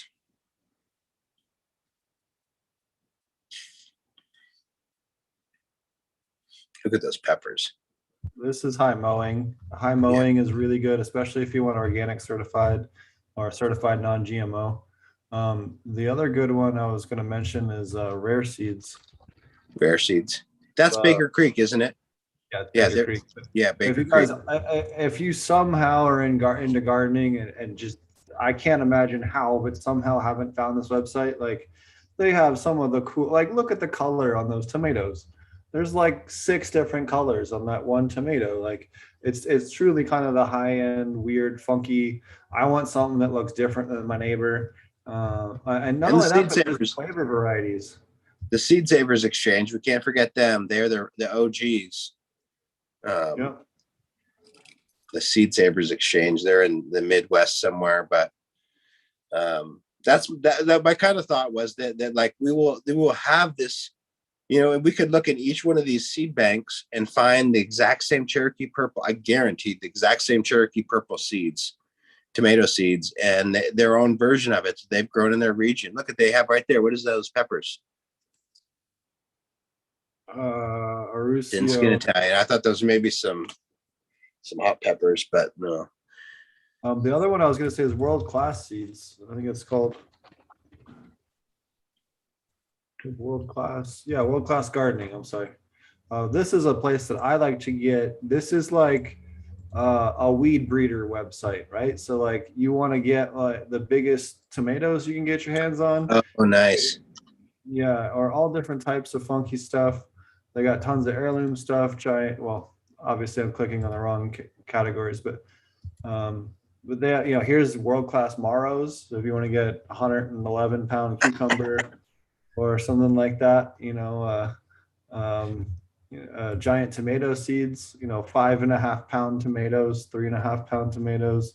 If you want seeds from shit like that, if you want to go into competition growing, or like you really have a bone out to piss off your neighbor and grow bigger than what they did, get the seeds for the 8 pound seed tomato, like cheat. You just get the better seeds, right? Like right. No, so that's like that's what I did. I just bought we used to live in Minnesota, and there's a St. Croix Growers Alliance. They grow giant pumpkins and gourds, and they would have a festival like 3 miles from where I used to live in Stillwater, Minnesota. And anyway, so it's a whole club, and they're badass. And I just ordered their, I don't know what the package was called, but it has like 5 or 10 seeds from each of their top over 200 2,500 pound pumpkin varieties, right? And so I was talking to my son, he's 4. I'm like, dude, let's start a giant pumpkin company. He's like, let's do it, dad. Let's do it, dad. Like, he's like totally in the like, let's do it, dad mode. And I'm like, yes, that's all I want in life is a let's do it, dad. And so this summer we're gonna open pollinate all that fucking shit. We're gonna collect. We're gonna do it just like we would with seed. We're gonna open pollinate 5 varieties of giant pumpkins from the St. Croix growers. Yeah, look up St. Croix growers. These guys are just as badass. Right, this guy's got was it 2,350 pound thing. Yeah. One seed is $175. Dude, so what I did, I bought. You stepped out. What I did is I bought a 5-pack from the St. Croix Growers Group. All the different varieties in the 5-pack. They're 5 different varietals are all from over 2,000 pound pumpkins. So I'm like, all right, let's open pollinate those, and then we'll take those seeds and we'll jam into those, and we'll find our monster dude. We'll make our own variety in the Northwest, and most of the super giant ones, just so that people know, like, just because I happen to be a bit of a pumpkin connoisseur. I was in Half Moon Bay for a while. They have one of the most premier pumpkin weighing contests worldwide. The Wallace line, from Wallace Wow is the honestly tends to lean more towards the biggest. Most of the genetics for these ultra giant 2,000 plus pound, 1,500 plus pound pumpkins are from the Wallace line. Look at that. But look at this. This is a little girl grew this one. Yeah. I mean, like you can have little kids do this stuff. This is not only that, but is it in Boston? I think it is, or one of them. They actually do a thing with kids, and they take the giant pumpkins and they turn them into boats, and then they have a boat race with the pumpkins. That's what I told Suf. I told Suf, I was like, we'll make fucking boats. And we'll go crabbing, dude, in the bay because we live right off the bay. I was like, let's do it, dude.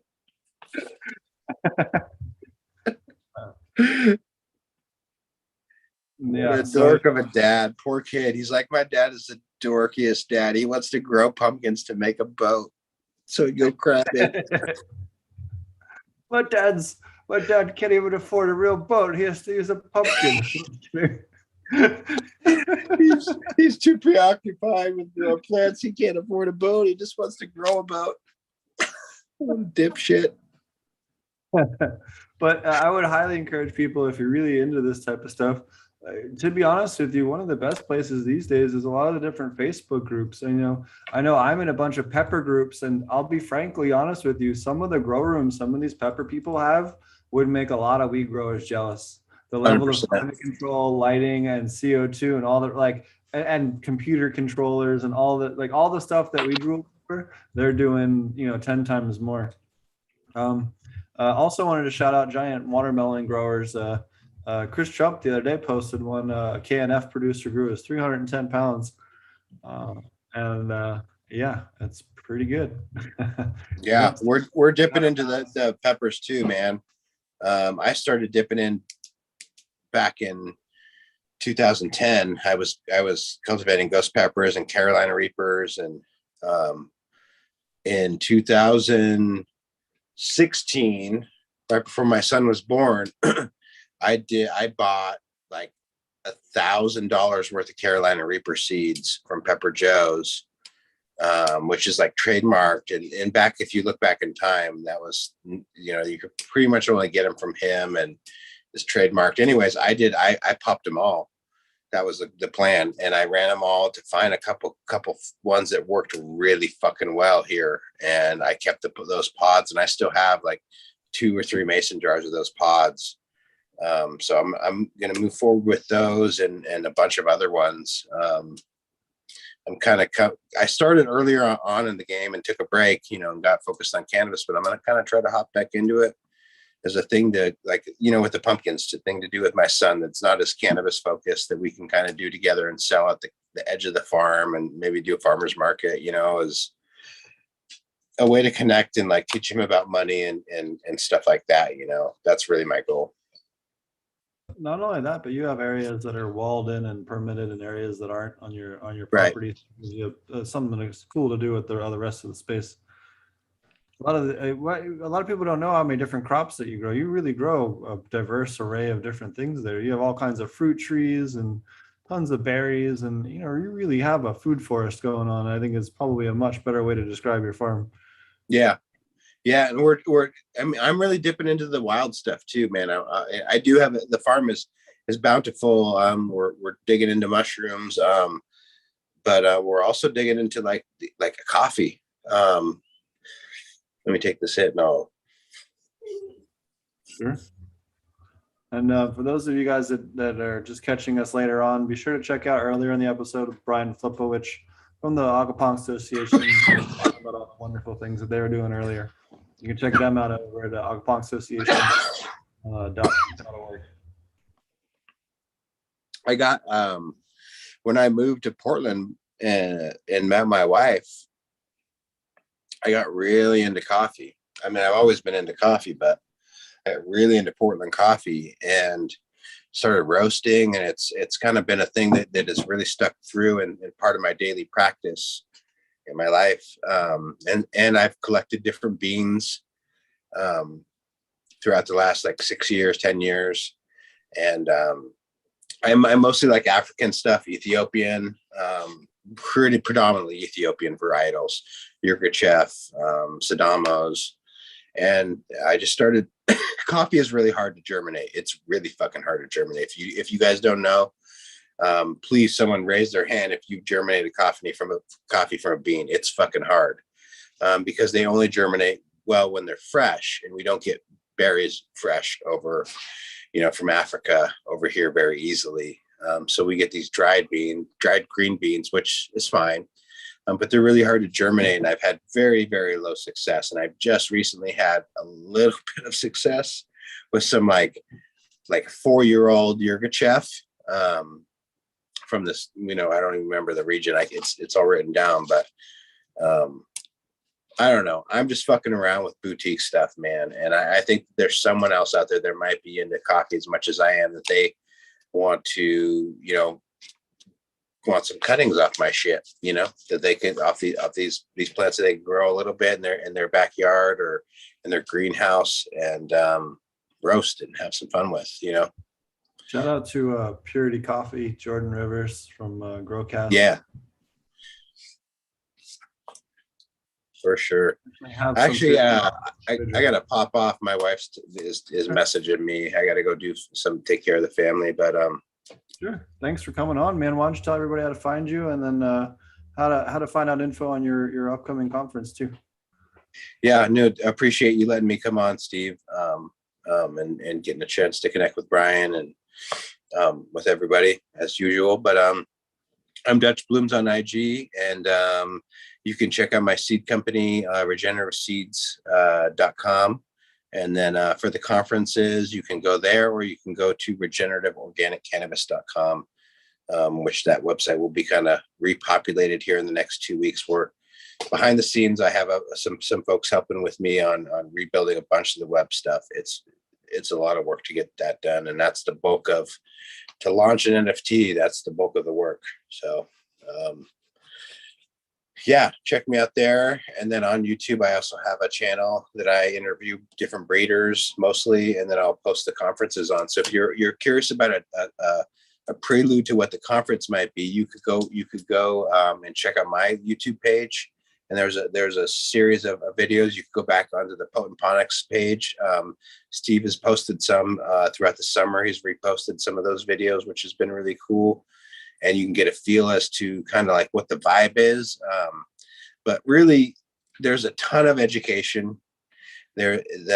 But the heart of the thing is they cannot be replaced online. And I really appreciate Steve. I don't mean to say this to detract from the online conference that you're doing, but you cannot replace what happens in the physical person-to-person thing in these regenerative conferences. And it wasn't something that I intended to build, or it just happened. And it's just the power of the human connection within your region. I've seen people that have started businesses. Many people have started businesses, friendships, learning opportunities. Like, it's just been a really cool thing. And people, I can't tell you how many people, it's not 5, 10, it's so many people that I can't count have told me it's been a life-changing experience.